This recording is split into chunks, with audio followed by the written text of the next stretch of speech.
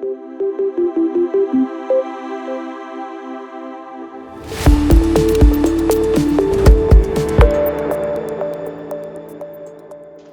answer is that yes, you will need to do some form of modeling. Now, it may not be the traditional, the same old, same old.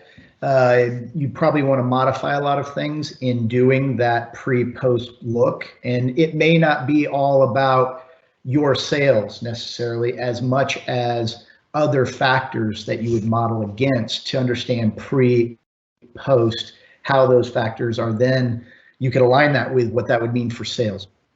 To give an idea, we're actually putting COVID variables into our models for clients who are continuing, who have like more full-time modeling all the time.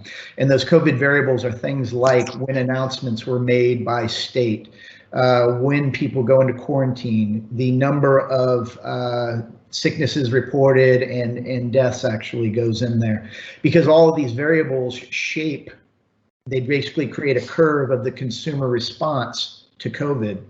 And that consumer response, the timing of it, as it matches up with how people view your business, your brand, and or your sales, redefines then when you look at 2021 and you say, okay, here's where those factors are today.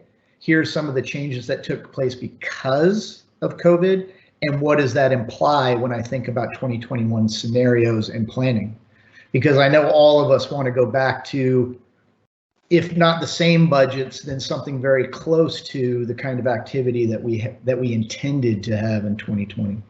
And Karen, any views on that yourself? Yeah, I think the one thing I would add to what Sean said is, in addition to wanting to take stake at the end of looking at the entire time period, the pre and the post, for those marketers that still have some money to invest in marketing today, there may be a benefit to trying to get to a learning as quickly as possible. Going back to what we talked about before, there is an opportunity for marketers today to take advantage of what's happening. And so, for example, if your competitors have gone dark, is there an opportunity for you to take advantage of that and to have the right compelling message in the market to start to win some of that market share? And again, Sean said this earlier, but we've seen time and time again that if you can generate new trial today, that oftentimes those customers, if they had a good experience with your brand, will continue even when things return back to the state of normal. So I do think there's an opportunity to look at things in the near term and to apply some of that insight as quickly as possible to take advantage of the situation. Yeah, I mentioned earlier the fact that the cost of media right now is at an all-time, I don't know if it's all-time low, but certainly very low relative to what it's been the past several years.